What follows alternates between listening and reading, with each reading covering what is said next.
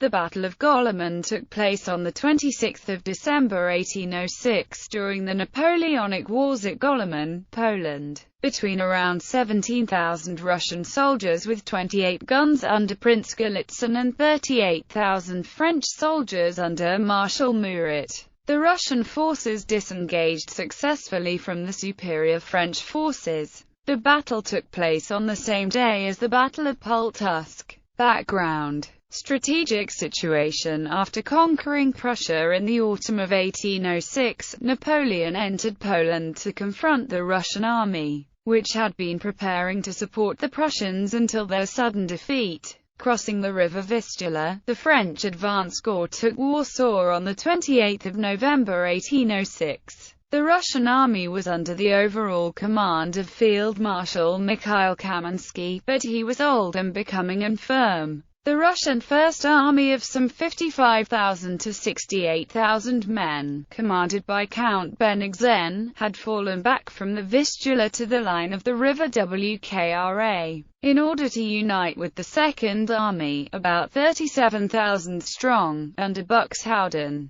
which was approaching from Russia and was still some 15 days' march from the First Army. However, realizing his mistake in allowing the French to cross the Vistula, Kaminsky advanced at the beginning of December to try to regain the line of the river. French forces crossed the Narew River at Modlin on 10 December, and the Prussian corps commanded by Lestick failed to retake Thorn. This led Bennigsen on the 11th of December to issue orders to fall back and hold the line of the river Wkra. When this was reported to Napoleon, he assumed the Russians were in full retreat. He ordered the forces under Murat to pursue towards Pultusk while Ney, Bernadotte and Bessières turned to the Russian right and Soltz linked the two wings of the army. Kaminsky had reversed the Russian retreat, and ordered an advance to support the troops on the river Ukra. Because of this, the French experienced difficulty crossing the river, and it was not until Davout forced a crossing near the junction of the Wkra and the Narew on 22 December that the French were able to advance.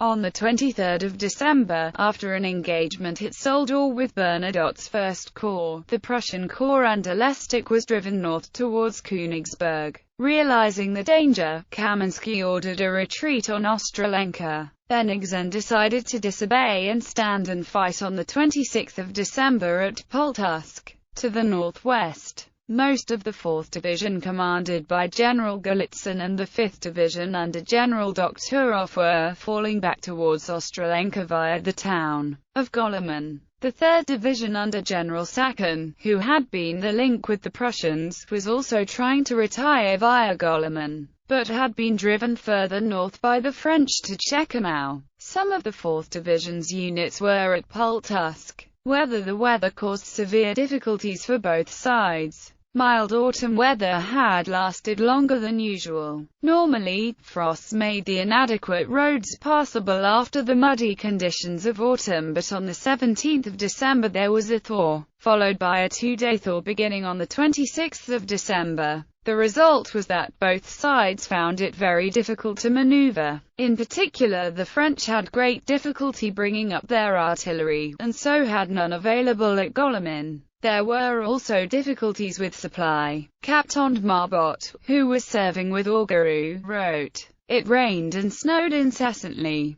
Provisions became very scarce, no more wine, hardly any beer, and what there was exceedingly bad, no bread, and quarters for which we had to fight the pigs and the cows." Terrain: the village of Golymin lay in a flat area, with slight rises to the north and northeast. Woods and marshes almost surrounded the village. From the village, the road to Pultusk ran southeast, that to Chekanow northwest, and that to Makov to the northeast. A track linked Golymin to the small village of Garnow to the south. The village of Ruskowo lay to the southwest, and that of Kalakzin a short distance to the west. Wodkowo lay further out along the Chekanow road. battle. On the morning of the 26th of December, elements of Golitsyn's 4th Division reached Golymin. They were too exhausted to continue to Makov, and Golitsyn also needed to wait for units of Sakin's 3rd Division. In the village he found Doktorov, who had sent most of his 5th Division towards Makov,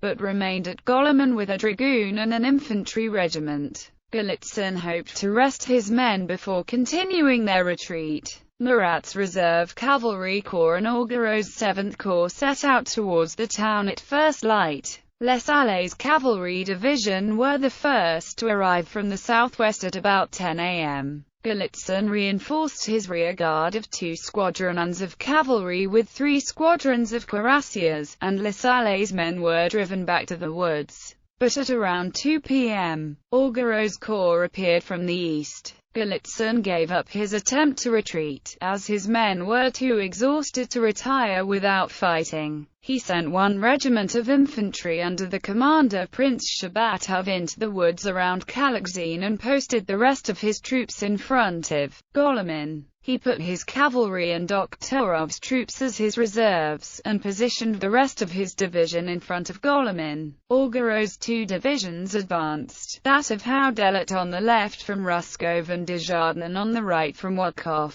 Desjardins' division at first drove back Shabatov, but being reinforced by an infantry battalion and with the support of their guns, the Russians drove the French back. Houdelet's division made very little progress. For the rest of the day the forces skirmished as Houdelet's men slowly pushed round the Russian right. About the same time as Augereau's attack started, Murat arrived around Garnau with the cavalry divisions of Klein and Milhard, and Davout's light cavalry. They drove the Russian cavalry into the woods to the south of Golymin, but were then unable to pursue further because the terrain was unsuitable for cavalry. Golitsyn's force was now reinforced by 2 cavalry regiments from the 7th and 8th Divisions, who had pushed past Augereau's cavalry on the Chekanow road. However, Davout's 1st Division under Morand was beginning to arrive from the southeast. Golitsyn sent 3 infantry battalions into the woods and marshes to the south of Golymin, and 2 cavalry regiments to cover the Poltusk road.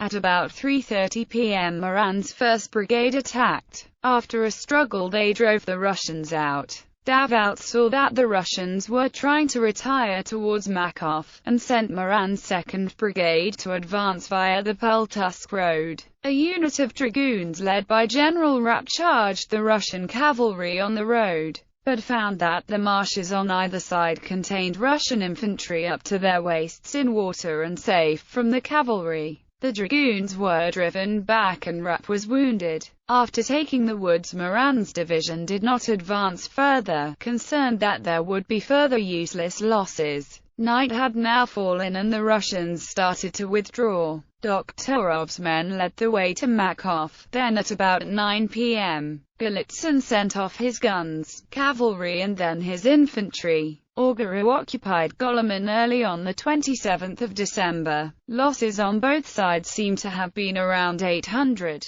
Analysis: Golitsyn had the advantages of the terrain and support from his guns, when the French had no artillery. The French attacks were also uncoordinated, late in the day and, as dusk fell, illuminated as targets by the burning villages. On the other hand, Golitsyn's men were exhausted and outnumbered 2-1. Their fierce resistance led Murat to say to Napoleon, "We thought the enemy had 50,000 men. On balance, the result can be considered a Russian victory." Golitsyn achieved his objective of withdrawing and Murat failed to stop him. Aftermath: General Golitsyn's successful delaying action, combined with the failure of Soult's corps to pass round the Russian right flank, destroyed Napoleon's chance of getting behind the Russian line of retreat and trapping them against the river Narew. The dogged resistance and obedience to orders of the Russian infantry greatly impressed the French.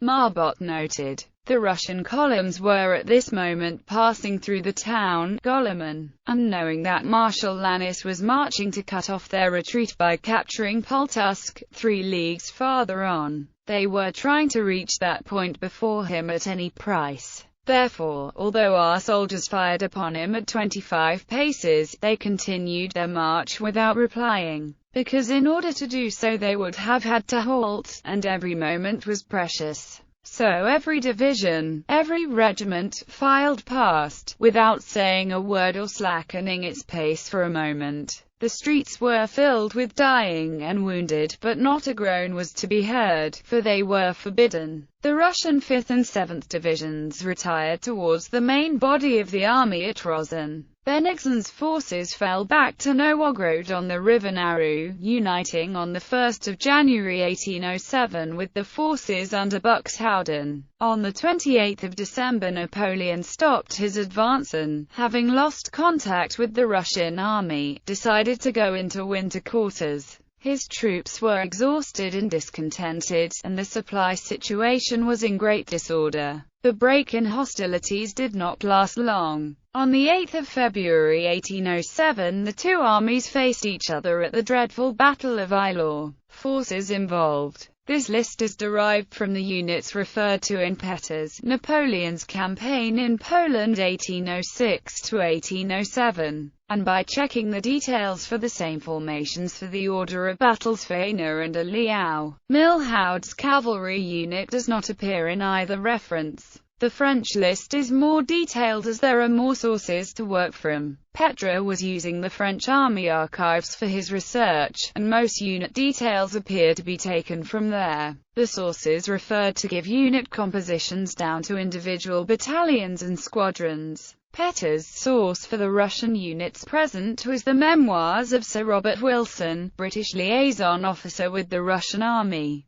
This was published in 1810. It does not appear to contain any further information to help identify individual units. Stolarski's article appears to make too many assumptions about the Russian order of battle at Eylau to be reliable. French Reserve Cavalry Corps, Marshal Murat Light Cavalry Division under Lasalle, 2 brigades totaling 12 squadrons of hussars and chasseurs. Light Cavalry Brigade under Milhaud, 4 squadrons Dragoon Cavalry Division under Klein, 3 brigades totaling 19 squadrons of dragoons.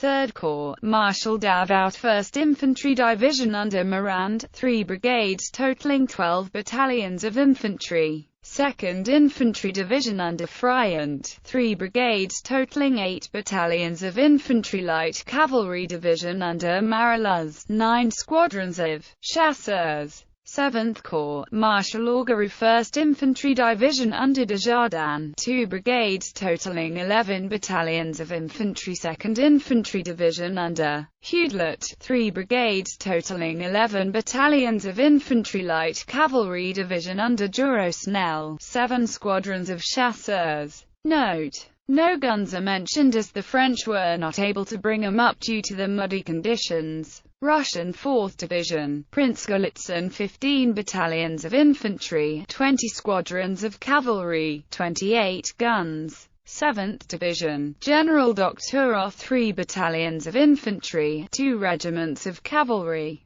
3rd Division, General Sak and some infantry, 2 regiments of cavalry.